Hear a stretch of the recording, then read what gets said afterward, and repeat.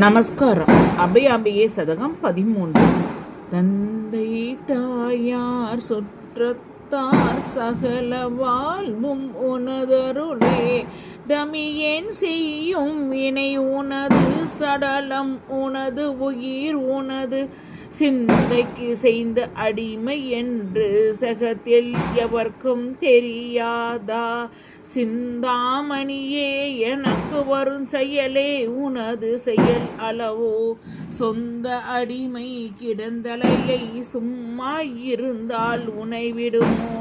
சோதிவதன மணி விளக்கே துவாத சாந்த பெருவெளியே மைந்தன் எனவும் தாண்டருள் வாய் வனசவதனி நவசரணி மயிலாபுரியில் வளரிசன் வாழ்வே அபயாம்பிகை தாயே மயிலாபுரியில் வளரிசன் வாழ்வே அபயாம்பிகை தாயே மயிலாபுரியில் வளரிசன் வாழ்வே அபயாம்பிகை தாயே. அபயாம்பிகை சதகம் பாடலின் விளக்கம் 13. அபயாம்பிகை பட்டர் அன்னையிடம் ஆத்ம சமர்ப்பணம் செய்யும் அருமையான பாடல் இது.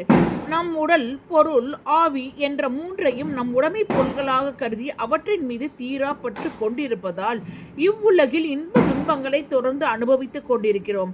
இவற்றை அன்னையிடம் சமர்ப்பித்து நாம் அவளின் கைக்குழந்தையாகிவிட்டால் கவலையெல்லாம் அகன்று என்றும் இன்பமே காணலாம். தரையிலே நடக்கிற குழந்தைதான் மேடு பள்ளம் பார்த்து நடக்க வேண்டும். கல் முள் குத்துமி என்ற கவலையும் உண்டாகும். தாயின் இடுப்பில் இருக்கும் குழந்தைக்கு ஏது அந்த கவலை? மேலே கூறியதின் கருத்து யாதெனில், அன்னையிடம் நாம் குழந்தைகளாக மாறி பக்தியில் உருகினால் பிறவி கடலை கடந்து விடலாம். இந்த தாய்சேய் பாவத்திற்கு எடுத்துக்காட்டாய் விளங்குபவர்கள் அபிராமி பட்டரும் அபயாம்பிகை பட்டரும் ஆவார்கள்.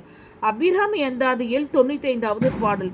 நன்றே வருகினும் தீதே விலகினும் நான் அறிவது ஒன்றேயும் இல்லை. உனக்கே பரம் எனக்கு உள்ள எல்லாம் அன்றே உனது என்று அழித்து விட்டேன். அழியாத குணக்குன்றே அருட்கடலை எமவான் பெற்ற கோமளமே என்று அபிராமி பட்டர் எல்லாவற்றையும் அன்னைக்கு அர்ப்பணம் செய்துவிட்டார். சர்வ பரித்தியாகம் என்று இதற்கு பெயர். அதனால் அவர் அன்னையிடம், இனி எனக்கு யாதொரு கவலையும் இல்லை, எல்லாம் உன் பொறுப்பு, உனக்கே பாரம் என்று ஒரு குழந்தை போல் சொல்வது மிக சிறப்பு. தந்தை தாயார் சுற்றத்தார் என்னும் பாசப்பந்த வாழ்க்கையும் உனது அருளால் ஏற்பட்டதே. அடியேன் செய்யும் செயலும் உனது உடல் உனது உயிர் எனது என்று ஒன்றுமில்லை அம்மா. நான் உனது அடிமை என்று உலகில் உள்ளோர் யாவருக்கும் தெரிந்ததுதானே. ஸ்ரீநகரத்தில் சிந்தாமணி கிருகத்தில் இருப்பவளே, என்னுடைய செயல்களின் விளைவுகளுக்கு நீதானே பொறுப்பு ஏற்க வேண்டும்.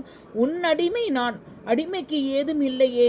எனவே நீயே பொறுப்பு ஏற்று என்னை கடத்தியேற்ற வேண்டும் என்று நெக்குருகி அன்னையிடம் தன்னையே அர்ப்பணிக்கிறார் பட்டர். இதன் கருத்து எல்லாம் துறந்த பின் அன்னையிடம் சரணமடைகிறான் பக்தன். இதன் சரணாகதி தத்துவம் ஒளியினை பெருக்கும் மணிவிளக்கு போன்ற அழகிய வதனம் உடையவளே, பரந்த ஆகாசமாய் திகழ்பவளே, மகனே என்று என்னை நோக்கி வந்து என்னை ஆட்கொண்டு அருள் புரிவாய்.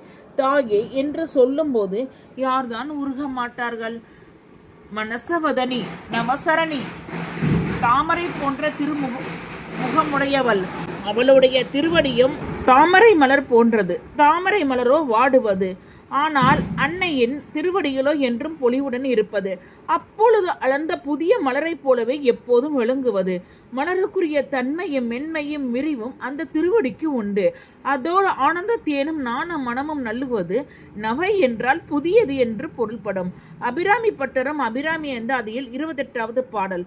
சொல்லும் பொருளும் எனதனம் ஆடும் துணைவருடன் புல்லும் பரிமள பூங்கொடியே நின் புதுமலர்த்தாள் என்று அன்னையின் திருவடியை போற்றி புகழ்ந்து துதிக்கிறார். ஆதி சங்கர சமுதிர லகரியில் 87 ஹிமானிய ஹந்தமியம். தாயே, தாமரையோ பனையில் கருகி போவது உனது திருவடி தாமரைகளோ பனிமலையில் இருப்பதில் தேர்ச்சி பெற்றவை. தாமரை இரவில் இதழ்களை மூடிக்கொண்டு உறங்குவது உனது திருவடிகளோ இரவிலும் இரவு முடிந்த போதும் எப்போதும் பிரசன்னமாய் இருப்பவை. தாமரை தன்னிடம் லட்சுமி வசிக்கும்படி இருப்பது உன் திருவடி தாமரைகளோ வழிபடுபவர்களுக்கு லட்சுமியை அளிப்பவை. ஆகையால் தாமரையை உனது பாத கமலங்கள் ஜெயிக்கின்றன. இதில் அதிசயம் என்ன இருக்கிறது என்ற அன்னையின் திருவடி பெருமையையும் மகிமையும் கவிநயத்துடன் கூறுகிறார்.